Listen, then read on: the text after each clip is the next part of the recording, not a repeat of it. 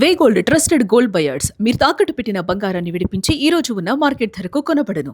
YS Jagan ను కలిశారు aqua రైతులు. వైఎస్ఆర్సీపీ కేంద్ర కార్యాలయంలో మాజీ సీఎంతో ఆక్వా రైతులతో సమావేశమయ్యారు.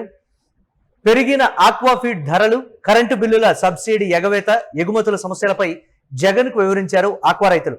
రైతులకు అండగా ఉంటామని వైఎస్ జగన్ భరోసా ఇచ్చారు. ఆక్వా రంగాన్ని, రైతులను ఆదుకునేందుకు ప్రభుత్వంపై ఒత్తిడి తెస్తామని జగన్ హామీ ఇచ్చారు. రైతులకు జరుగుతున్నటువంటి అన్యాయం మీద ఇటీవల జగన్మోహన్ రెడ్డి ప్రభుత్వాన్ని ప్రశ్నించినటువంటి నేపథ్యంలో ఒకంత ఆశ చిగురించి ఆక్వా రైతులు వచ్చి జగన్మోహన్ రెడ్డికి తన సమస్యల్ని విన్నవించుకున్నటువంటి పరిస్థితి ఉంది. జగన్ కూడా చాలా సానుకూలంగా స్పందించారు.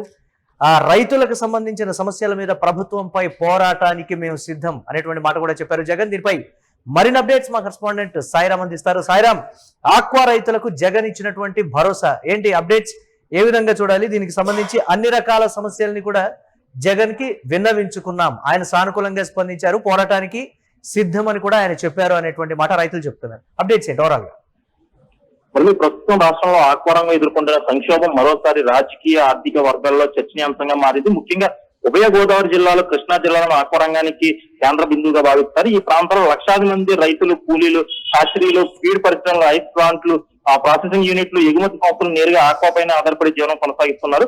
అలాంటి కీలక రంగం ప్రస్తుతం తీవ్ర సంక్షోభంలో కూరుకుపోయిందని రైతులు ఆందోళన అయితే వ్యక్తం చేస్తున్నారు. గత కొంతకాలంగా ఆక్వా ఫీడ్ ధరలు భారీగా పెరగడం, విద్యుత్ సబ్సిడీ సక్రమంగా అందకపోవడం, ఎగుమతుల్లో అనిశ్చిత పరిస్థితులు నెలకొనడం, మార్కెట్లో గిట్టుబాటు ధరలు లేకపోవడం వంటి కారణాలతో రైతులు తీవ్ర నష్టాలను అయితే చవిచూస్తున్నామని చెప్తున్నారు. ఇదే అంశంపై రాష్ట్రంలోని వివిధ ప్రాంతాల నుంచి వచ్చిన ఆక్వా రైతులు విజయవాడలోని వైఎస్ఆర్సీపీ కేంద్ర కార్యాలయంలో మాజీ ముఖ్యమంత్రి, ప్రతిపక్ష నేత వైఎస్ జగన్మోహన్ రెడ్డిని అయితే కలిసి తమ సమస్యలను అయితే వివరించారు. రొయ్యల సాగుకు అయ్యే ఖర్చులు గతంలో పోలిస్తే భారీగా పెరిగాయని, ముఖ్యంగా ఫీడ్ కంపెనీలు సిండికేట్ గా మారి ఏకపక్షంగా ధరలు అయితే పెంచుతున్నాయని రైతులు అయితే ఆరోపించారు. వనమి రేవడియా ఫీడ్ టన్నుపై దాదాపు 10,000 వరకు కూడా, టైగర్ ప్రాన్ ఫీడ్ పై 12,000 వరకు కూడా ధరలు అయితే పెంచారని రైతులు అయితే జగన్ కి దృష్టికి అయితే తీసుకెళ్లారు. ఒకవైపు ఉత్పత్తి వ్యయం విపరీతంగా పెరుగుతుంటే, మరోవైపు మార్కెట్ లో రొయ్యలకు సరైన ధర లభించడం లేదని వారైతే పేర్కొన్నారు. ప్రస్తుతం కేజీ వనామీ రొయ్య ధర సుమారు 240 రూపాయలు మాత్రమే పలుకుతుండగా, ఉత్పత్తికి దాదాపు 280 రూపాయల వరకు ఖర్చు అవుతుందని, అంటే ప్రతి కేజీపై రైతు నష్టపోతున్న పరిస్థితిని అయితే నెలకొంటుందని ఆయన అయితే వివరించడం జరిగింది. ఆయనకు ఆక్వా రైతుల సమస్యలు ఇవాళ మొదలైనవి కావు. గత కొన్నేళ్లుగా రాష్ట్ర వ్యాప్తంగా రైతులు అనేక రోడ్ల వైపు వచ్చి ధర్నాలు అయితే నిర్వహించారు. ఫీడ్ కంపెనీ ధరల పెంపుపై చర్యలు తీసుకోవాలని, గిట్టుబాటు ధర కల్పించాలని, విద్యుత్ సబ్సిడీ అమలు చేయాలని కూడా రాష్ట్ర ప్రభుత్వాన్ని అయితే కోరుతూ పలుమార్లు ఆందోళన అయితే దిగడం జరిగింది. అయితే రైతులు ఆశించిన స్థాయిలో పరిష్కారాలు లభించలేదనే అభిప్రాయం వ్యక్తమవుతుంది. ఒక దశలో డీజిల్ కొరత కూడా ఆక్వా రంగాన్ని తీవ్రంగా దెబ్బతీసిన విషయం అందరికీ తెలిసిందే. చెరువులో నీటి నిర్వహణ, ఏరియేటర్ల నిర్వహణ, రవాణా వ్యవస్థలపై ప్రభావం పడడంతో రైతులకు అదనపు భారాన్ని కూడా భరించాల్సిన సమయం అయితే అప్పుడు కనపడింది. అప్పటికి పెరిగిన పెట్టుబడులు తోడు డీజిల్ సమస్యలు కూడా రంగాన్ని మరింత సంక్షోభంలోకి నెట్టాయని కూడా వారైతే వాపోయారు. మరోవైపు ఆంధ్రప్రదేశ్ ఆక్వా రంగం పూర్తిగా అంతర్జాతీయ మార్కెట్ పరిస్థితులపై కూడా ఆధారపడి ఉంటుందన్న విషయం తెలిసిందే. రాష్ట్రంలో ఉత్పత్తి అయ్యే రొయ్యల్లో గణనీయమైన భాగం అమెరికా, చైనా, జపాన్, దక్షిణ కొరియా, యూరప్ దేశాలకు ఎగుమతి అవుతుంది.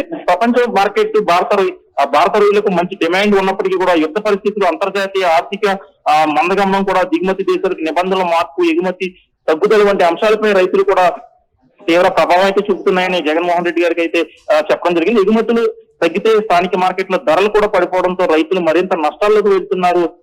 దీనికి తోడు పెరిగిన ఫీడ్ ధరలు, విద్యుత్ ఖర్చులు ప్రభుత్వం ఇచ్చినటువంటి హామీలను కూడా మరిచిపోయారు. ఆక్వా రైతుల విషయంలో సబ్సిడీలు కావచ్చు, లేకపోతే ఇతరత్ర ప్రభుత్వాన్ని మేము సంప్రదించినా గానీ మాకు స్పందన కరువైంది, మా మాట ఎవరూ పట్టించుకోవడం లేదు, ఏం అడిగినా ఏం మాట్లాడినా అంతర్జాతీయ పరిస్థితులు బాగాలేవు కాబట్టి తప్పదు అని ఒకే ఒక్క మాట చెప్తూ ఉన్నారనేది రైతుల ప్రధాన ఆరోపణ. దానికి సంబంధించి ఏంటి సాయిరామ్?